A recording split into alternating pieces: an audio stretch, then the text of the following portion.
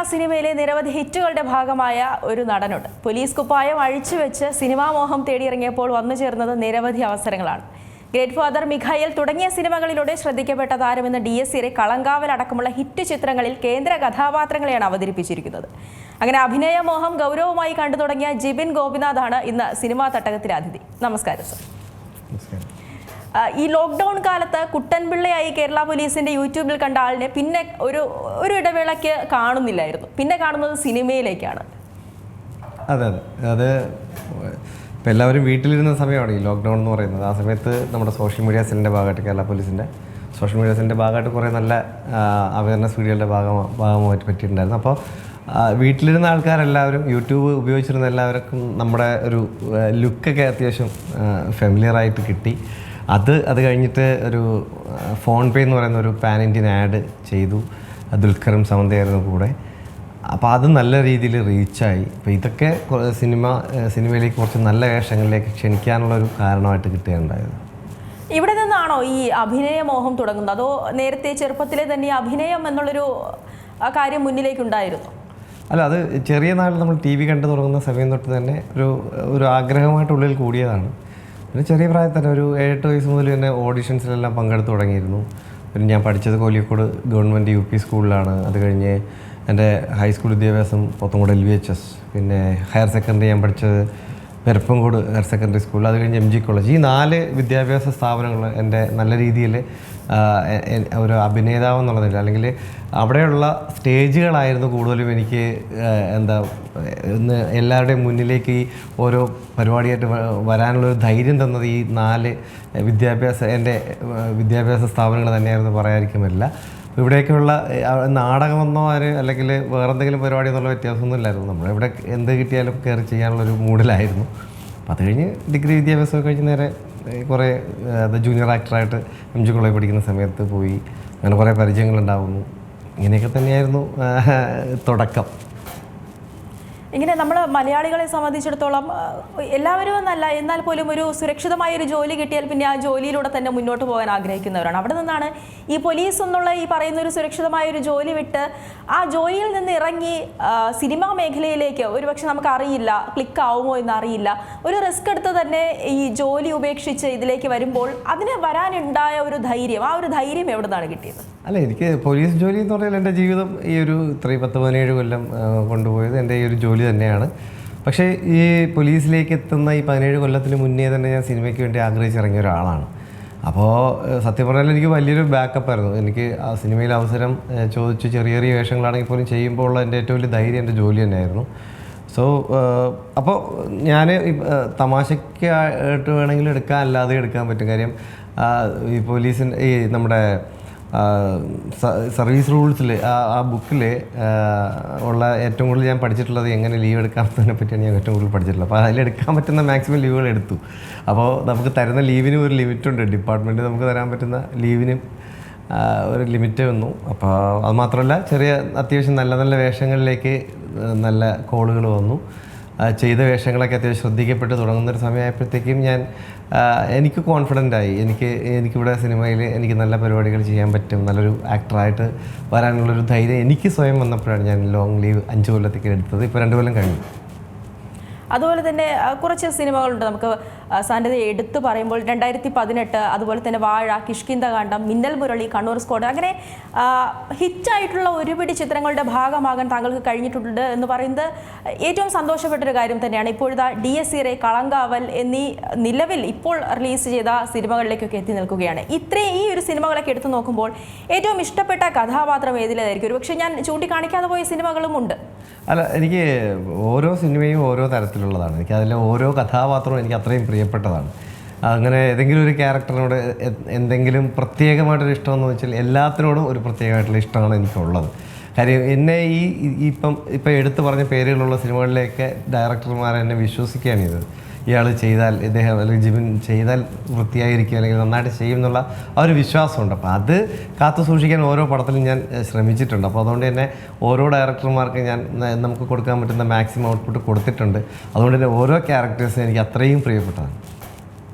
അതെ, ഈ സംവിധായകരുടെ കാര്യം പറയുമ്പോൾ നിരവധിയായിട്ടുള്ള സംവിധായകർ, യുവ സംവിധായകരുടെ കൂടെയാണ് ഏറ്റവും കൂടുതൽ പ്രവർത്തിച്ചിട്ടുള്ളത് എന്ന് തോന്നുന്നു.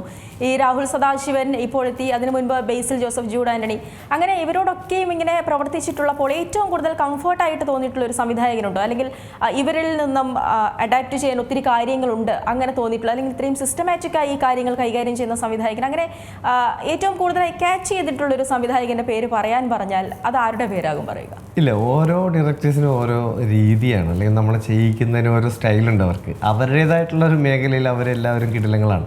ഇപ്പോൾ രാഹുൽ സദാശിവൻ അദ്ദേഹമാണെങ്കിൽ അദ്ദേഹത്തിന് നമ്മൾ ടൂളായിട്ട് നിന്ന് കൊടുത്താൽ മാത്രം മതി. ബാക്കിയെല്ലാം അദ്ദേഹത്തിന് എന്താണോ എഴുതി വെച്ചേക്കുന്ന ആ സാധനം പുള്ളിക്ക് കൃത്യമായിട്ട് ആ സാധനം തന്നെയാണ് നമ്മൾ തിയേറ്ററിൽ കണ്ടത്. ആ ഒരു ഔട്ട്പുട്ടാണ് അദ്ദേഹം ഈ ഔട്ട്പുട്ട് അദ്ദേഹത്തിന് എഴുതി വെച്ചേക്കുന്ന ഫൈനൽ സ്ക്രിപ്റ്റ് ആകുമ്പോഴത്തേക്കും ഉണ്ട്. അപ്പോൾ അദ്ദേഹത്തിന് അങ്ങനെയാണ്. ഇപ്പോൾ ജൂഡ് സാറാണെങ്കിൽ അദ്ദേഹം വേറൊരു രീതിയിലാണ്. അദ്ദേഹം ഒരു ചെറിയൊരു സ്പാർക്ക് ഉണ്ടെന്നുണ്ടെങ്കിൽ അവരെ പിടിച്ച് കയറ്റിക്കൊണ്ട് പോകും. അദ്ദേഹം നല്ല രീതിയിലാണ്. ബേസിൽ ജോസഫ് ആണെങ്കിലും അത് നമ്മൾ ഭയങ്കര കൂളായിട്ട് ചെയ്യാൻ സമ്മതിക്കുന്ന ഒരാളാണ്. ഇപ്പോൾ വിപിൻ ദാസ് അദ്ദേഹം ആണെങ്കിൽ എനിക്ക് ഈ പറഞ്ഞ ഓരോ ഡയറക്ടേഴ്സും എനിക്ക് ഭയങ്കര പ്രിയപ്പെട്ടവരാണ്. അത് ദിൻജിത്ത് ഇപ്പോൾ കിഷ്കിന്താണ്ടത്തിൽ എന്നെ അഭിനയിപ്പിച്ചു. അത് ഒരു എൻ്റെ 1-2 ഷോർട്ട് ഫിലിംസ് കണ്ടതിൻ്റെ പുറത്താണ് അദ്ദേഹം അതിൽ നല്ലൊരു ക്യാരക്ടർ എന്നത്. സോ ഓരോരുത്തർക്കും എനിക്ക് സ്പെഷ്യലാണ്, അവരുടെ രീതികളും എനിക്ക് സ്പെഷ്യലാണ്. ഓരോരുത്തർക്കും ഓരോ സ്റ്റൈലാണ്. ഈ DS ഇറ എന്ന ഹൊറർ ഫിലിമിനെ പറ്റി പറയുമ്പോൾ എന്താണ് പറയാനുള്ളത്? കാരണം ഇത്രയും നാൾ ചെയ്തിട്ടുള്ളൊരു കഥാപാത്രമല്ല അതിൽ ചെയ്തത്, ഒരു ഹൊറർ ഫിലിം കൂടെയാണ്. നമുക്കറിയാം, ഈ സന്തോഷം പ്രകടിപ്പിക്കുന്നത് പോലെ അല്ലെങ്കിൽ സങ്കടം പ്രകടിപ്പിക്കുന്നത് പോലെ അത്ര കണ്ട് എളുപ്പമല്ല. ഇത് രണ്ടിനും ബുദ്ധിമുട്ടുണ്ട്. എന്നാൽ പോലും ഞാൻ പറയുകയാണ്, ഈ ഹൊറർ ഭയം കൂടെ മുഖത്തേക്ക് കൊണ്ടുവരിക എന്ന് പറയുന്നത് ഒട്ടും എളുപ്പമുള്ളൊരു കാര്യമല്ല. അതെ, തീർച്ചയായിട്ടും. അത് ഞാൻ വളരെയധികം ആഗ്രഹിച്ചിട്ടുള്ളൊരു ഡയറക്ടറാണ് രാഹുൽ സദാശിവൻ എന്ന് പറയുന്നത്. കാര്യം അദ്ദേഹത്തിൻ്റെ മുന്നേ ഉള്ള വർക്കുകളൊക്കെ നമുക്കറിയാം. അത്രയും ഇപ്പോൾ ഭ്രമയുഗാവട്ടെ അല്ലെങ്കിൽ ഭൂതകാലമാവട്ടെ, ഇതെല്ലാം നമ്മളെയൊക്കെ ഭ്രമിപ്പിച്ചിട്ടുള്ള സിനിമകളാണ്. അപ്പോൾ അങ്ങനെയുള്ളൊരു ഡയറക്ടറുടെ ഏതെങ്കിലും ഒരു സിനിമയിൽ എനിക്ക് ഒരു സീനെങ്കിലും ചെയ്യണമെന്ന് അമ്മാതിരി ആഗ്രഹം എനിക്കുണ്ടായിരുന്ന ഒരാളാണ്. അപ്പോൾ ഈ ഒരു സിനിമയിലേക്ക് ഞാൻ എത്തിപ്പെട്ടതെന്ന് പറഞ്ഞാൽ ഈ എൻ്റെ മധുസൂദനം പൊറ്റി എന്ന് പറയുന്ന ക്യാരക്ടർ, ആ ക്യാരക്ടറിലേക്ക് ഒരു വലിയ മലയാള സിനിമയിൽ തന്നെ നല്ല വലിയ ആർട്ടിസ്റ്റുകളെയൊക്കെ നോക്കിയിരുന്നതാണ്. അപ്പോൾ ഏകദേശമൊക്കെ അത് റെഡി ആയതുമാണ്. പക്ഷേ എന്തൊക്കെയോ സാങ്കേതിക തടസ്സങ്ങളാൽ ആ പേരുകളൊക്കെ മാറുകയായിരുന്നു. അപ്പോൾ ആ സമയത്ത് വേറൊരാളിനെ ആരെ നോക്കണം എന്നുള്ള രീതിയിൽ വരുമ്പോൾ നമ്മുടെ പ്രിയപ്പെട്ട ഗിരീഷ് പുത്തഞ്ചേരി സാറിൻ്റെ മകനുണ്ട്, ദിൻനാഥ് പുത്തഞ്ചേരി. അത് രാഹുലിൻ്റെ അടുത്ത സുഹൃത്താണ്, കൂടെ അസോസിയേറ്റാണ്. അപ്പോൾ അദ്ദേഹമാണ് എൻ്റെ ഒരു ഇൻ്റർവ്യൂ, ഇതുപോലെ ഒരു ചാനലിൻ്റെ മുമ്പിൽ വന്നിരുന്ന് ചെയ്ത ഇൻ്റർവ്യൂവിൻ്റെ ഒരു ലിങ്ക് എടുത്തിട്ട് പറഞ്ഞത്, ഇദ്ദേഹത്തിനെ നമ്മളൊന്ന് നോക്കിയാലോ, നമുക്ക് നോക്കാം, ഇയാൾ ചെറിയ ചെറിയ വേഷങ്ങൾ കുറേ ചെയ്തിട്ടുള്ളതാണ്. അപ്പോൾ എൻ്റെ ആ ഇൻ്റർവ്യൂ ലിങ്ക് ഓപ്പണാക്കി രാഹുൽ സദാശിവൻ പറഞ്ഞു, സ്പോട്ടിൽ തന്നെ പറഞ്ഞു, ഞാൻ ഉദ്ദേശിക്കുന്ന മധുസൂദനം പറ്റി ഇതാണ് എന്ന് ഒരു റിപ്ലൈ ആണ് കൊടുത്തതെന്നാണ് ഞാൻ അന്ന് കേട്ടത്. ഇനി നേരിട്ട് കണ്ടിട്ട് ബാക്കി നമുക്ക് തീരുമാനിക്കാന്നുള്ളത്. പിന്നെ സന്തോഷം മറ്റൊന്നില്ല. അതിന് തീർച്ചയായിട്ടും അത് ഭയങ്കര സന്തോഷമുള്ളൊരു കാര്യമായിരുന്നു. കാര്യം ഒന്നും ചെറുതല്ല എന്നുള്ളൊരു ഏറ്റവും വലിയൊരു ഉദാഹരണമാണത്. ഞാനൊരു ആ ഒരു ഇൻ്റർവ്യൂ ചെയ്തില്ലെങ്കിൽ ഞാൻ ആ സിനിമയിലില്ല. അല്ലെങ്കിൽ ആ മൊമെൻറ്റിൽ ആ ഒരു ഇൻ്റർവ്യൂവിൻ്റെ റീല് ദിൻനാഥ് പുത്തഞ്ചേരി എന്ന് പറയുന്ന ഒരു വ്യക്തി അത് കണ്ടില്ലെങ്കിൽ ഞാൻ ആ സിനിമയിലില്ല. അതൊക്കെ ഈ പറഞ്ഞാണ് ഏത് ചെറിയ കാര്യത്തിനും ഏതെങ്കിലും ഒരു വലിയൊരു റിസൾട്ട് നമുക്ക് ഉണ്ടാവും എന്നുള്ളതിൻ്റെ ഏറ്റവും വലിയ ഉദാഹരണം കൂടെയായിരുന്നു ഈ രാഹുൽ സദാശിവൻ സിനിമയിലേക്ക് ഞാൻ ഇങ്ങനൊരു ക്യാരക്ടറിലേക്ക് എത്തിപ്പെട്ടത്. ഈ സിനിമയിലേക്ക് എത്തിയപ്പോൾ പെട്ടെന്ന് അഡാപ്റ്റ് ചെയ്ത് വരാനൊരു സമയമെടുത്തു, അതോ പെട്ടെന്ന് തന്നെ എല്ലാവരുമായിട്ടും ജെല്ലാവാൻ സാധിച്ചു? ഭയങ്കര, നമ്മൾ സിനിമയിൽ മാത്രമേ കുറവുള്ളൂ. ഡയറക്ടറും ടീമും എന്ന് പറഞ്ഞാൽ അമ്മാതിരി മീൻസ് ഭയങ്കര ചില്ലാണ്ട് ഭയങ്കര ജോളി പീപ്പിളാണ്. അവർ ഈ ഷോട്ടിൽ മാത്രമേ ഇവർക്കൊക്കെ ഹൊറർ, ഇല്ലാത്ത സമയത്ത് വൻ ജോലി. നമുക്കൊരു ഷോട്ട് കഴിഞ്ഞാൽ അല്ലെങ്കിൽ ഒരു സീൻ കഴിഞ്ഞാൽ അത് കഴിഞ്ഞാൽ നമ്മുടെ ആ മധുസൂദനം പോറ്റിൽ നിന്ന് നമ്മളെ അഴിച്ച് മാറ്റിക്കവർ. അല്ലാതെ ഷൂട്ട് നടന്ന 30 ദിവസവും നമ്മളിങ്ങനെ ആ ഹൊറർ മൂഡിലൊന്നും അല്ല അവിടെ ജീവിച്ചത്. ഭയങ്കര രസമാണ്. ആ ഒരു ദിവസം 2 സീൻ ഷൂട്ട് ചെയ്യാൻ പ്ലാൻ ചെയ്തിരുന്നാൽ ആ 2 സീൻ ഷൂട്ട് ചെയ്യുന്നു. ആ ഷൂട്ട് ചെയ്യുന്ന മൊമെൻറ്റിൽ മാത്രമല്ല, ആ റിഹേഴ്സൽ മുതൽ ആ ഷോട്ട് കംപ്ലീറ്റ് ആവുന്ന സമയം വരെ മാത്രമേ നമുക്ക് ആ ക്യാരക്ടറിൻ്റെ ആ ഒരു വെയിറ്റ് നമ്മുടെ ദേഹത്തുണ്ടാവുള്ളൂ. അത് കഴിഞ്ഞാൽ ആ മൊമെൻറ്റിൽ മാറ്റുകയാണ്. അങ്ങനെയൊക്കെ ഭയങ്കര രസകരമായിട്ട് ഷൂട്ട് ചെയ്തൊരു സിനിമയായിരുന്നു. പിന്നെ വേറെ ഞാൻ കണ്ടിട്ടുള്ള വേറൊരു രസം, രാഹുൽ സദാശിവൻ അദ്ദേഹത്തിൻ്റെ ഒരു ഇത് വെച്ചാൽ ഇന്നിപ്പോൾ 2 സീൻ പ്ലാൻ ചെയ്ത് പോയി. അപ്പോൾ രണ്ടും ഒരേ ലൊക്കേഷനിലായിരിക്കും, അങ്ങനെയൊക്കെ ആവാം. അത് വൈകുന്നേരം 6:30 വരെയോ അല്ലെങ്കിൽ രാത്രി 9:30 വരെയൊക്കെ ആയിരിക്കും അതിന് ടൈം തന്നിരിക്കുന്നത്. ഈ സാധനം രാവിലെ 11 മണിക്ക് തീർന്നു കഴിഞ്ഞാൽ പാക്ക് ചെയ്യണം. പിന്നെ വേറൊരു ദിവസം അവിടെ ചെയ്യാനുള്ള അത് ചെയ്യില്ല. ഇന്ന് എന്താണോ കൃത്യമായിട്ട് പ്ലാൻ ചെയ്തതെന്ന് അത് മാത്രം ചെയ്ത് വിടും. കറക്റ്റ് പ്ലാനിങ് ആണ്. കൃത്യം 28 ദിവസം കൊണ്ട് തീർന്നൊരു സിനിമയാണ് DS ഇറ എന്ന് പറയുന്നത് ഈ 2 മണിക്കൂർ സിനിമ. ഈ DSR എന്ന സിനിമയെ പറ്റി പറയുമ്പോൾ മധുസൂദൻ പോറ്റി ഏറ്റവും പീക്ക് ലെവലിൽ എത്തിയ ഒരു സീൻ പറഞ്ഞാൽ ഏത് പറയും? എനിക്കിപ്പോഴും ഓർമ്മയുണ്ട്, ഞാൻ തിയേറ്ററിൽ പോയി ആ സിനിമ കണ്ടപ്പോൾ ഇങ്ങനെ ആ മധുസൂദൻ പോറ്റി പീക്ക് ലെവലിലേക്ക് എത്തിയൊരു സീൻ എൻ്റെ മനസ്സിലുണ്ട്. ഇനിയിപ്പോൾ സ്പോയിലർ അലേർട്ട് ഒന്നും ഇല്ല എന്ന് തോന്നുന്നു. അത് ആ ഒരു വീട്ടിനുള്ളിലെ ഒരു സീനായിരുന്നു. എന്ത് വരും എന്നുള്ളത് മനസ്സിലാവുന്നില്ല, എന്നാൽ കണ്ണടച്ചിരിക്കാൻ പറ്റുന്നില്ല. കാരണം എന്താണ് മുന്നിൽ നടക്കുന്നതെന്ന് കാണണമെന്ന് കണ്ണു തുറന്നിരുന്ന് കാണാനും പറ്റുന്നില്ല, കാരണം ഭയം. അതായിരുന്നു പൂജാമുറി സീനല്ലേ പറഞ്ഞല്ലേ, ആ ഒരു ഉപ്പിൻ്റെ ഒക്കെ സീൻ വരുന്നത്, കഞ്ഞി കുടിക്കുന്നതൊക്കെ ആയിട്ടുള്ള. അതെനിക്ക് പേഴ്സണലി ഭയങ്കര ഇഷ്ടപ്പെട്ട ഒരു സീൻ കൂടെ ആയിരുന്നു. കാര്യം അവിടെ ഞാനൊരാൾ ഏതെങ്കിലും ഒരു മൊമെൻറ്റിൽ വീണു പോയാൽ ആ സീൻ മൊത്തത്തിൽ താഴെ പോകും. അത് മൊത്തം പണി കിട്ടേണ്ടിയിരുന്ന സീനായിരുന്നു. പക്ഷേ ഞാൻ പറഞ്ഞില്ലേ, ഒരു ഓഡിഷൻ പോലും ഇല്ലാതെ വിശ്വസിച്ച ഒരു ഡയറക്ടർ എൻ്റെ കൂടെ നിൽക്കുമ്പോൾ എനിക്ക് ആ ഒരു ടെൻഷൻ ഇല്ലായിരുന്നു. എനിക്കും പേഴ്സണലി ഭയങ്കര ഒത്തിരി പേര് മീൻസ് എനിക്ക് തോന്നുന്നു കണ്ട എല്ലാവരും വിളിച്ചു പറഞ്ഞ ഒരുപോലെ പറഞ്ഞൊരു ക്യാരക്ടർ, ഒരു സീനായിരുന്നു ആ ഒരു ഈ പറഞ്ഞ ആ ഒരു സീൻ എന്ന് പറയുന്നത്. ആ ഒരു അടുക്കളയും പൂജാമുറിയൊക്കെ ആയിട്ട് ചേർന്നിട്ട് അത് കാണാത്തവരുണ്ടെങ്കിൽ കണ്ടു നോക്കൂ, സ്പോയിലർ ആക്കുന്നില്ല വീണ്ടും. എന്തായാലും എനിക്കും അത് ഭയങ്കര ഇഷ്ടപ്പെട്ട ഒരു സീനാണ്. പിന്നെ ക്ലൈമാക്സ് എനിക്ക് ഭയങ്കര ഇഷ്ടപ്പെട്ടതാണ്. കാര്യം ഇത് നമ്മൾ പേടിപ്പിക്കുമ്പോൾ നമ്മൾ ഒന്നിനെയും കണ്ടിട്ടല്ല അവിടെ ആരെയും പേടിപ്പിക്കുന്നത്, നമുക്കുണ്ടാകുന്ന പേടിയാണ് കാഴ്ചക്കാരൻ്റെയും പേടി. നമ്മൾ ഒരു വാക്കൻറ്റ് സ്പേസിൽ ഒരു ആ ഒരു സ്ഥലത്തേക്ക് നോക്കി നമ്മളൊരു കണ്ണിൽ അല്ലെങ്കിൽ നമ്മുടെ ശരീരഭാഷയിൽ ഒരു ഭയം ഉണ്ടാക്കുക എന്ന് പറയുന്നത് ചെറിയ കാര്യമല്ല എന്ന് സിനിമ അല്ല, നമ്മളെപ്പോഴും ഭാവം മുഖത്തും കണ്ണിലൂടെയാണല്ലോ ഏറ്റവും കൂടുതൽ എക്സ്പ്രസ് ചെയ്യുന്നത്. അപ്പം ഒരു തരി അപ്പുറത്തേക്ക് ഇപ്പുറത്തേക്ക് മാറിപ്പോയാലും ഇത് പാളിപ്പോകാൻ സാധ്യതയുള്ളൊരു സംഭവമായിരുന്നു. പക്ഷേ ഈ കൃത്യമായ ഒരു മീറ്റർ തുടങ്ങുന്ന സമയം തന്നെ നമുക്ക് എന്നോട് പടത്തിൽ ഇന്നായതിനു ശേഷം ഫുൾ സ്ക്രിപ്റ്റ് തന്നതിന് ശേഷം പറഞ്ഞത് ഒരു വിധത്തിലുള്ള പ്രിപ്പറേഷൻ വേണ്ട എന്നാണ് ഡയറക്ടർ പറഞ്ഞത്. അത് ഭയങ്കര ഒരു സന്തോഷമുള്ള കാര്യമാണ്. കാര്യം പുള്ളി പറഞ്ഞു, എനിക്ക് നിങ്ങളെ കൊണ്ട് ഈസിയായിട്ട് ചെയ്യിക്കാൻ പറ്റും, ഈ സംഭവം എനിക്ക് ചെയ്യിക്കാൻ പറ്റും, വേറെ ടെൻഷനൊന്നും വേണ്ട, ഒന്ന് താടി വളർത്തി തന്നാൽ മാത്രം എന്നാണ്. ആ ഒരു കോൺഫിഡൻസ് തന്നെയാണ് ഞാൻ സെറ്റിലേക്ക് ചെന്നിട്ടുള്ളതും. പിന്നെ അങ്ങോട്ടുള്ള ഓരോ സംഭവം കാര്യം പുള്ളിക്ക് ലൈവായിട്ട് ഇരുന്ന് കാണാമല്ലോ, മോണിറ്ററിൽ കാണുന്നുണ്ട്. അല്ല, മോണിറ്റർ ഇല്ല കേട്ടോ അവിടെ, അല്ല മോണിറ്റർ ഉണ്ട്, ലൈവ് സ്പോട്ട് എഡിറ്റില്ലായിരുന്നു. അപ്പോൾ കാണുന്ന സാധനത്തിൽ പുള്ളി വർക്ക് ആകുമ്പോഴത്തേക്കും തന്നെ നമ്മൾ വന്നിങ്ങനെ തോളിലൊക്കെ തട്ടി, അപ്പോൾ നമുക്ക് ഭയങ്കര കോൺഫിഡൻറ്റാണ്. ഫസ്റ്റ് ഡേ മുതൽ തന്നെ അങ്ങനെ ഒരു കുറേ മൊമെൻറ്റ്സ് നമുക്ക് ഉണ്ടായിട്ടുണ്ട്. ഇങ്ങനെ ആദ്യ ദിവസം ഇതാണ് എൻ്റെ മധുസൂദനം പോറ്റി എന്ന് ആദ്യ ദിവസങ്ങളിൽ തന്നെ പറഞ്ഞപ്പോൾ തന്നെ നമുക്ക് ഭയങ്കര ഹാപ്പിയായി. പിന്നെ നമുക്ക് ആ ഒരു ലൈൻ മാത്രം പിടിച്ചാൽ മതിയായിരുന്നു. വളരെ ഈസിയായിട്ട് ഞങ്ങളെ ചെയ്യിച്ചു. അത് ഈ സിനിമയുടെ ട്രെയിലർ വന്ന സമയത്ത് തന്നെ എല്ലാവരും ശ്രദ്ധിച്ചത് based on some true events എന്ന് പറഞ്ഞുകൊണ്ടാണ് ഈ സിനിമ തുടങ്ങുന്നത്. ഇത് ആരുടെ അനുഭവമാണ്? അങ്ങനെ ഒരു ട്രൂ ഇവൻറ്റ്സ് താങ്കൾക്കൂടെ പങ്കുവയ്ക്കാനുണ്ടോ? അതായത് ഇതിപ്പോൾ ചിലർക്ക് അത് വിശ്വാസമാവാം, ചിലർക്ക് അത് അവിശ്വാസമാവാം. അപ്പോൾ അത് ആരുടെയെങ്കിലും എന്നുള്ള സ്പെസിഫൈ ചെയ്യുന്നത് മോശമാണ്, നമ്മളത് അങ്ങനെ പറയാൻ പാടില്ല. പക്ഷേ അങ്ങനെ അനുഭവമുള്ള കുറേ ആൾക്കാരുണ്ട്. പിന്നെ അതുപോലെ ക്ലൈമാക്സിൽ ആ സംഭവമൊക്കെ കൃത്യമായിട്ട് ഇപ്പോഴും യൂട്യൂബിലേക്ക് കിടപ്പുണ്ട്.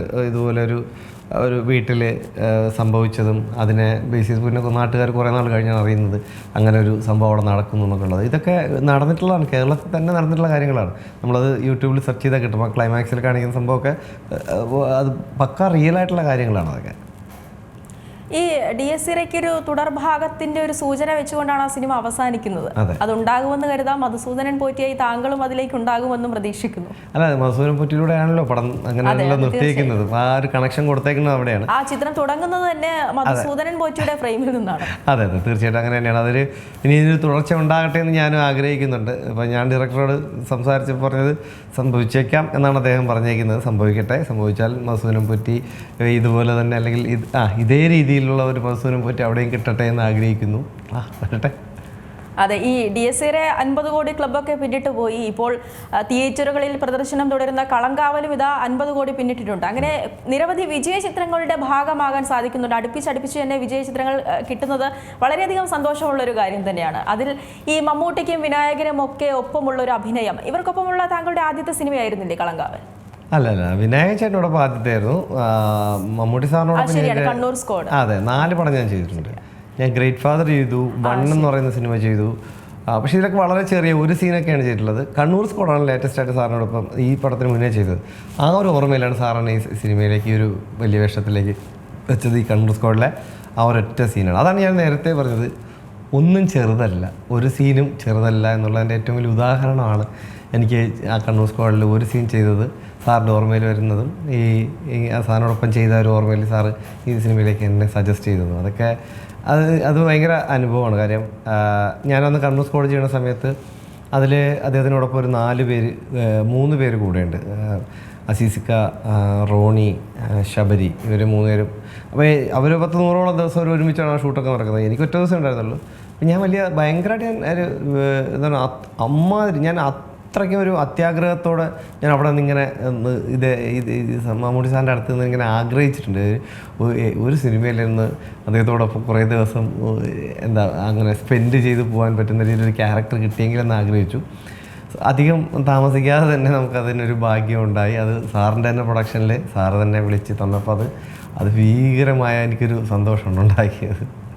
അതെ, മമ്മൂട്ടിക്കൊപ്പം അതുപോലെ തന്നെ വിനായകനൊപ്പമുള്ളൊരു അഭിനയം, അവർക്കൊപ്പമുള്ളൊരു കെമിസ്ട്രി എങ്ങനെയാണ് വർക്കൗട്ടായത്? ഇപ്പോൾ താങ്കൾ തന്നെ പോസ്റ്റ് ചെയ്തിരുന്നൊരു ചിത്രമൊക്കെ ഇപ്പോൾ വൈറലാണല്ലോ, ഈ ഖത്തറിൽ നിന്ന് അത്തർ കൊണ്ടുവന്നില്ലേ എന്നുള്ളതൊക്കെ. മമ്മൂട്ടിക്കൊപ്പം എത്രത്തോളം ഒരു സൗഹൃദം നിങ്ങൾക്കുണ്ട് എന്നുള്ളത് ആ ഒരു ചിത്രത്തിൽ നിന്നും വ്യക്തമാണ്, ആ ഒരു ക്യാപ്ഷനിൽ നിന്നും വ്യക്തമാണെന്ന് തോന്നുന്നു. അതെ, സാറ് ഭയങ്കര, ഞാൻ പറഞ്ഞില്ല, അതിനൊരു പ്രീ റിലീസ് ഇവൻ്റ് ഉണ്ടായിരുന്നു. അതിൻ്റെ ജീവിതത്തിൽ ഒരിക്കലും മറക്കാനാവാത്തൊരു മൊമെൻ്റായിരുന്നു അത്. സിനിമ ഷൂട്ട് കഴിഞ്ഞു, റിലീസിനോടനുബന്ധിച്ച് കൊച്ചിയിൽ വെച്ച് നടന്നൊരു പ്രോഗ്രാമിൽ സാറിനെ ഞാൻ സ്റ്റേജിൽ കയറാൻ പ്രിപ്പയർ ആയിരുന്നില്ല, നമുക്കങ്ങനൊരു പറഞ്ഞിരുന്നില്ലാരും. അപ്പോൾ പെട്ടെന്ന് സാറ് വാ എന്ന് പറഞ്ഞ് വിളിച്ചപ്പോഴത്തേക്ക് എനിക്ക് അവിടെ ചെന്ന് എന്ത് പറയണമെന്നോ എന്ത് ചെയ്യണമെന്നോ എനിക്കറിയാത്തൊരു, പെട്ടെന്ന് നമ്മൾ ബ്ലാക്ക് ഔട്ടായിപ്പോയി അവിടെ ചെന്നിട്ട്. പക്ഷെ ആ മൊമെൻറ്റിൽ അദ്ദേഹം ചേർത്ത് പിടിച്ച് നിർത്തി എന്നെപ്പറ്റി കാര്യങ്ങൾ പറഞ്ഞു. ഇപ്പോൾ DSCRയിൽ എന്ത് ചെയ്തത് നിങ്ങളെല്ലാവരും കണ്ടതല്ലേ എന്നൊക്കെ പറഞ്ഞപ്പോഴത്തേക്കും ആ മൊമെൻറ്റ് എനിക്കൊരു ജീവിതത്തിലൊരിക്കലും മറക്കാൻ പറ്റാത്തൊരു മൊമെൻ്റായിട്ട് മാറി. അതിൻ്റെ ആ ഒരു ത്രില്ലിപ്പോഴും, അല്ലെങ്കിൽ ആ ഒരു സംഭവം ശരീരത്തിൽ കിട്ടിയൊരു സംഭവം ഇപ്പോഴും അത് മാറിയിട്ടില്ല. ആ ഒരു ചേർത്ത് പിടിക്കൽ തന്നെ ഭയങ്കരമായിട്ട് തന്നെ കംഫർട്ടാക്കി. അല്ലെങ്കിൽ ഇത്രയും മലയാളത്തിൻ്റെ എല്ലാവരുടെയും, ലോകത്തുള്ള സകല മനുഷ്യരുടെയും ഏറ്റവും പ്രിയപ്പെട്ട ഒരു വ്യക്തിത്വം നമ്മളെ ഒരു വലിയ സദസ്സിൽ ചേർത്ത് പിടിച്ച് നല്ലത് പറയുക എന്ന് പറഞ്ഞാൽ നമുക്ക് അതിനപ്പുറത്തേക്കൊരു അംഗീകാരം കിട്ടാനില്ല എന്ന് തന്നെയാണ് ഞാൻ വിശ്വസിക്കുന്നത്. ഇത് തന്നെയായിരുന്നു എൻ്റെ ജീവിതത്തിലെ ഏറ്റവും വലിയ മൊമെൻ്റ്. എൻ്റെ ഇതുവരെയും ജീവിച്ചതിലെ ഏറ്റവും നല്ല ദിവസം അതായിരുന്നു. അത് ഞാനത് ഒരിതുകൊണ്ടും പറയുന്നതല്ല, ആ ഒരു സംഭവം എനിക്ക് അവിടെ വെച്ചാണ് കിട്ടിയത്. തീർച്ചയായും ഈ കളങ്കാവൽ എന്ന സിനിമയെ പറ്റി പറയുമ്പോൾ ഈ DSCRയിലെ മധുസൂദനനെ പറ്റി നമ്മൾ പറഞ്ഞു. ഈ കളങ്കാവലിലെ ആനന്ദിനെ പറ്റി എന്താണ്, ആ ഒരു കഥാപാത്രത്തെ പറ്റി എന്താണ് പറയാനുള്ളത്? അതായത് എനിക്ക് തോന്നുന്നു താങ്കൾ പറയുന്നത് കേട്ടാൽ കളങ്കാവൽ കാണാത്തവർക്ക് പോയി ആ സിനിമ കാണാൻ പറ്റണം. ആ ഒരു രീതിയിൽ ആനന്ദ് എന്ന കഥാപാത്രത്തെ താങ്കൾ എങ്ങനെ വിശേഷിപ്പിക്കും? അത് പറഞ്ഞില്ലേ, ഇത് പ്രൊഡക്ഷൻ മമ്മൂട്ടി സാർ തന്നെയായിരുന്നു. അതിലേക്ക് ഒരു ക്യാരക്ടർ പെട്ടെന്നല്ല, ഞാൻ ലാസ്റ്റിലാണ് സിനിമയിൽ ജോയിൻ ചെയ്യുന്നത്. ഈ വേറൊരു 1-2 വേറെ നല്ല ആക്ടേഴ്സൊക്കെ ഉണ്ടായിരുന്നു. അവർക്ക് എന്തോ ഡേറ്റ് ഇഷ്യൂ കാര്യമൊക്കെ വന്നിട്ട് അങ്ങനെ എന്തൊക്കെയോ വന്നപ്പോഴത്തേക്ക് പെട്ടെന്ന് ഒരാളിനെ വേണമായിരുന്നു. ആ മൊമെൻറ്റിലാണ് സാർ പെട്ടെന്ന് എൻ്റെ പേര് പറഞ്ഞത് എന്നാണ് ഞാൻ അറിഞ്ഞത്. അങ്ങനെ ഞാൻ ആ സിനിമയിലേക്ക് എത്തിയായിരുന്നു. ആനന്ദ് ഒരു രസകരമായ നല്ലൊരു ക്യാരക്ടറാണ്. എനിക്ക് അതിൻ്റെ ഒരു ഭൂമിക എന്ന് പറയുന്നത് തിരുവനന്തപുരമായിട്ട് ബന്ധപ്പെട്ടാണ്. അപ്പോൾ ഞാൻ എസ്പെഷ്യലി ഒരു തിരുവനന്തപുരത്തുകാരനും കൂടെ ആയതുകൊണ്ട് തന്നെ ഡയലോഗ്സൊക്കെ പറയാൻ കുറച്ച് ആ ഒരു മൂഡിൽ പറയാൻ പറ്റുന്ന ഒരാൾ എന്നുള്ള ഒരു സംഭവം കൂടെ എനിക്ക് ഉണ്ടായിരുന്നു. ഒരു പോസിറ്റീവായിട്ടൊരു സംഭവം അതുണ്ടായിരുന്നു. അപ്പോൾ നല്ല രസമുള്ള ഈ സാറിൻ്റെയും അല്ലെങ്കിൽ വിനായകൻ ചേട്ടൻ്റെയൊക്കെ ക്യാരക്ടറിൻ്റെ കൂടെ ഉള്ള സപ്പോർട്ട് ചെയ്യുന്ന അങ്ങറ്റം നിറഞ്ഞു നിൽക്കുന്നൊരു ക്യാരക്ടറാണ് ആനന്ദ്. തിയേറ്ററിൽ പോയി കണ്ടാൽ അത് മനസ്സിലാകും, അത് എല്ലാവർക്കും ഇഷ്ടപ്പെടുന്ന നല്ലൊരു ആനന്ദാണ് അതിനകത്ത്. അതെ, ഇനി അടുത്ത് വരാൻ പോകുന്ന ചിത്രം ഭാഭാബായാണ്. ആ ചിത്രത്തെ പറ്റി പറയുമ്പോൾ ഇനിയിപ്പോൾ അടുത്ത ഹിറ്റ് എന്നുള്ള രീതിയിലേക്ക് ആ ചിത്രത്തിന് ഇപ്പോൾ തന്നെ ഒരു ഹൈപ്പൊക്കെ ലഭിക്കുന്നുണ്ടെന്ന് തോന്നുന്നു. ഉണ്ട്, തീർച്ചയായിട്ടും ഉണ്ട്. കാര്യം അതാ ഞാൻ പറഞ്ഞത്, നമുക്ക് ചെയ്തത് ഇത് 3ഉം. ഞാൻ ആദ്യം ചെയ്യുന്ന പടം ഭാഭാബായാണ്, രണ്ടാമത് കളങ്കാവലാണ്, മൂന്നാമത് DSCRയാണ്. പക്ഷേ റിലീസ് വന്നപ്പോഴത്തേക്ക് ആദ്യം DSCR വന്നു, ഇപ്പോൾ കളങ്കാവൽ രണ്ടാമതായിട്ട് ഇറങ്ങി, മൂന്നാമതാണ് ഭാഭാബ വരുന്നത്. ഭാഭാബയും ഔട്ട് ആൻഡ് ഔട്ട് ഒരു ഗംഭീരം പടമായിരിക്കും. അത് തള്ളിമറിക്കലിൻ്റെ ഒന്നും ആവശ്യമില്ല അതിന് പ്രത്യേകിച്ച്. കാര്യം ലാൽ സാറ്, ദിലീപേട്ടൻ, ഇവരൊക്കെ നിറഞ്ഞ അടിയൊക്കെയാണ്. ഒരു ഔട്ട് ആൻഡ് ഔട്ട്, ആ പേര് പോലെ തന്നെ നമ്മൾ ലോജിക്കൊക്കെ എടുത്ത് വെച്ചിട്ട് ആ സിനിമ കാണാൻ പോകരുത്. Out and out world of madness ആണ്. കറക്റ്റ് അങ്ങനെയാണ്. കാര്യം വളരെ യൂത്ത് ടീമാണ്, അങ്ങനെ ഒരു ടീമാണ് പടം ചെയ്തേക്കുന്നത്. ഇപ്പോൾ ധനഞ്ജയ്, വിനീത് ശ്രീനിവാസൻ എൻ്റെ അസോസിയേറ്റ് ആയിരുന്നു. അത് എഴുതിയ ധനഞ്ജയാണ് ഡയറക്റ്റ് ചെയ്തേക്കുന്നത്. പിന്നെ അത് എഴുതിയ നൂറിനും ഫാഹിമും അവർ ആക്ടേഴ്സാണ്. അതുമാത്രമല്ല അടുത്ത സുഹൃത്തുക്കളാണ്. അവരെ ആ ഒരു വൈബ്, ഈ ഒരു നമ്മുടെ ഒരു കാലഘട്ടത്തിൻ്റെ വൈബ് ഒക്കെ പിടിച്ച് നല്ല രീതിയിൽ ചെയ്തിട്ടുണ്ട്. ഔട്ട് ആൻഡ് ഔട്ട് ഒരു നല്ലൊരു പടമായിരിക്കും. അത് തിയേറ്ററിൽ നമുക്ക് കൈയടിച്ച് ആസ്വദിച്ച് കാണാൻ പറ്റുന്നൊരു പടമായിരിക്കും. അതെ, ഈ സിനിമയുടെ ഒരു തിരക്കിലൊക്കെ നിന്ന് മാറുമ്പോൾ അടുത്ത് പോകുന്നത് തുടക്കം എന്ന് പറയുന്ന സിനിമയിലേക്കാണ്. മോഹൻലാലിന്റെ മകൾ ആദ്യമായി അഭിനയിക്കുന്ന ഒരു ചിത്രം കൂടെയാണ്. ആ ഒരു പ്രത്യേകതയും ആ ഒരു സിനിമയ്ക്കുണ്ട്. മാത്രമല്ല താങ്കളും അതിലൊരു ഭാഗമാകുമ്പോൾ തീർച്ചയായും ഇന്ന് ആരാധകർ അത് ഇരു കൈകളും നീട്ടി സ്വീകരിക്കുമെന്ന് ഉറപ്പാണ്. തുടക്കം എന്ന ചിത്രത്തെക്കുറിച്ച് എന്താണ് പറയാനുള്ളത്? തുടക്കം ഞാൻ പറഞ്ഞില്ല, മിന്നൽ മുരളി എന്ന് പറഞ്ഞ സിനിമ മുതലാണ് ജൂഡ് സാറിന് എനിക്ക് പരിചയം. ആ പരിചയമാണ് 2018 എന്ന് പറഞ്ഞ സിനിമയിലേക്ക് അദ്ദേഹം വിളിച്ചു. അത് രസകരമായിട്ട് ചെയ്യാൻ പറ്റിയൊരു നല്ലൊരു ക്യാരക്ടറായിരുന്നു. അപ്പോൾ ഈ പടം തുടങ്ങുന്നതിന് ഒരു ഒരു മാസത്തിന് മുന്നേ എന്നെ വിളിച്ചിട്ട് പറഞ്ഞു, ഒരു ക്യാരക്ടറുണ്ട്, താടി മസ്റ്റാണോ എന്ന് ചോദിച്ചു. ഞാൻ താടിയില്ല, കണ്ടിന്യൂറ്റി ഒന്നും ഇല്ലയെന്ന് പറഞ്ഞു. എന്നാൽ പിന്നെ അത് വേണ്ടാത്തായിരിക്കും നല്ല ക്യാരക്ടറിന് എന്ന് പറഞ്ഞ് അപ്പോഴേ തന്നെ ക്ലിയറാക്കി നിർത്തി. ഒരു നല്ല വലിയൊരു ക്യാരക്ടർ തന്നെയാണ് പടത്തിൽ ചെയ്യുന്നത്. അപ്പോൾ ജൂഡ് സാറിന് എന്നിലൊരു വിശ്വാസം ഉണ്ടല്ലോ, അപ്പോൾ അതുകൊണ്ട് ഈ പടത്തിൽ നല്ലൊരു വേഷം തന്നു. അതിപ്പോൾ തുടങ്ങി. എനിക്ക് കുറച്ച് ദിവസത്തെ ഷൂട്ട് കഴിഞ്ഞു. ഇനി ജനുവരിയിൽ ബാക്കി ഷൂട്ടുണ്ട്. ഈ പറഞ്ഞ പോലെ പ്രണവിനോടൊപ്പം അഭിനയിക്കാൻ നല്ലൊരു വേഷം ചെയ്യാൻ പറ്റി. ഇപ്പോൾ അദ്ദേഹത്തിൻ്റെ സിസ്റ്ററിനോടൊപ്പം ചെയ്തുകൊണ്ടിരിക്കുകയാണ്. ഇതൊക്കെ ഭയങ്കര നല്ല എന്താ ഒരു ഭാഗ്യം കൂടിയാണെന്ന് തന്നെയാണ് ഞാൻ വിശ്വസിക്കുന്നത്. കൃത്യമായ സമയങ്ങളിൽ നല്ല നല്ല സിനിമകളുടെ ഭാഗമാകാൻ പറ്റുക എന്ന് പറയുന്നത് ഒരാക്ടറെ സംബന്ധിച്ച് വളരെ വളരെ വലിയൊരു കാര്യമാണ്. അത് ഇപ്പോൾ സംഭവിക്കുന്നുണ്ട്. കൃത്യമായ റിലീസുകൾ വരുന്നുണ്ട്. അത് ആ ഒരു മൊമെൻറ്റം ഇങ്ങനെ കീപ്പ് ചെയ്തുകൊണ്ട് പോകുക എന്നുള്ളതാണ് ഒരു കാര്യം. അതിനുവേണ്ടിയുള്ള ശ്രമത്തിലാണ്. ഈ തുടക്കം കൂടെ കഴിഞ്ഞാൽ മറ്റ് പ്രൊജക്റ്റുകളൊക്കെ കമ്മിറ്റ് ചെയ്തു. പിന്നെ ഉള്ളത് പാട്രിയറ്റ്, അതിൽ ലാൽ സാറും മമ്മൂട്ടി സാറുമാണ് ഉള്ളത്. അപ്പോൾ അതിലൊരു ക്യാരക്ടർ, അതിൻ്റെ ഷൂട്ട് കഴിഞ്ഞു. അത് ഇനി ചെറിയ പരിപാടി കൂടെ ഉള്ളൂ ചെയ്യാൻ. പിന്നെ അതിപ്പോൾ ഷൂട്ട് നടക്കുന്നുണ്ട്. എൻ്റെ പോർഷൻ കഴിഞ്ഞിട്ടുണ്ട്.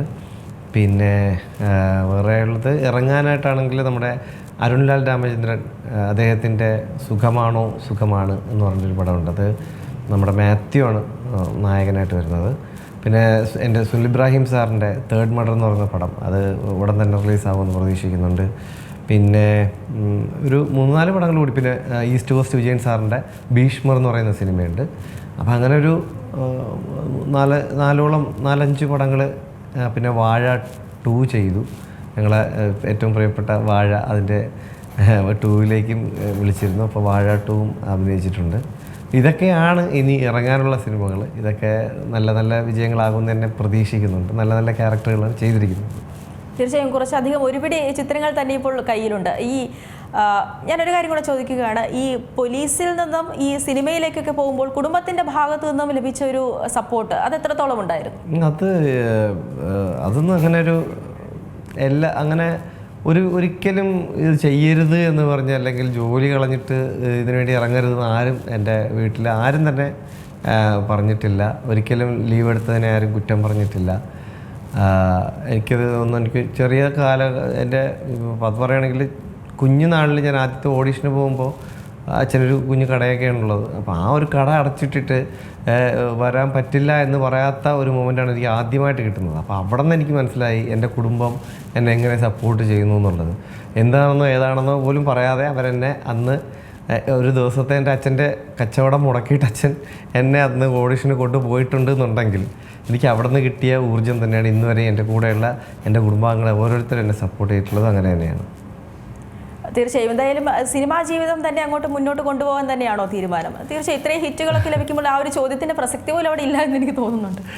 തീർച്ചയായിട്ടും ഞാൻ എന്നും ഒരു സിനിമാക്കാരനായിട്ട് ജീവിക്കണം എന്ന് ആഗ്രഹിച്ചതാണ്. ചെറിയ കാലം മുതൽ സിനിമാ നടനാവണമെന്ന് ആഗ്രഹിച്ചു. അത് കഴിഞ്ഞ് നമ്മൾ ഓരോ വളർച്ചയിലും നമ്മൾ ഈ കണ്ടതുപോലെ ഈ കാണുന്ന ചുറ്റുവട്ടത്തുള്ള സിനിമാക്കാരെ പോലെ മലയാള സിനിമയുടെ അല്ലെങ്കിൽ സിനിമയുടെ ഭാഗമായിട്ട് അതിൻ്റെ ഓരത്ത് ചേർന്ന് ജീവിച്ചു പോവുക എന്നുള്ള ഒരു ആഗ്രഹത്തിനാണ് ഇത്രയും നാൾ ജീവിച്ചത്. ഇനിയും അങ്ങനെ തന്നെ ജീവിക്കണമെന്ന് തന്നെയാണ് ഞാൻ ആഗ്രഹിക്കുന്നത്. വളരെയധികം നന്ദി. എന്തായാലും തൊട്ടതെല്ലാം പൊന്നാക്കിക്കൊണ്ട് നിരവധി സിനിമകൾ താങ്കളുടെ കൈവശം ഇന്നുണ്ട്. ഇനി വരാൻ പോകുന്നതും അതുപോലെ തന്നെ ഹിറ്റായിട്ടുള്ള നിരവധിയായിട്ടുള്ള പ്രമുഖ നടന്മാർക്കൊപ്പമുള്ള ചിത്രങ്ങളാണ് ഇനി വരാൻ പോകുന്നതും. അതുപോലെ തന്നെ അങ്ങോട്ടും തുടർന്നും നിരവധി അവസരങ്ങൾ തന്നെ ലഭിക്കട്ടെ എന്ന് തന്നെ ആശംസിക്കുകയാണ്. വളരെയധികം നന്ദി സിനിമാ തട്ടകത്തിൻ്റെ ഭാഗമായത്. Thank you. ഏറ്റവും പുതിയ വാർത്തകളും വിശേഷങ്ങളും വിരൽ തുമ്പിലറിയാൻ സീ മലയാളം ന്യൂസ് എല്ലാ ഡിജിറ്റൽ പ്ലാറ്റ്ഫോമുകളിലും ലഭ്യം.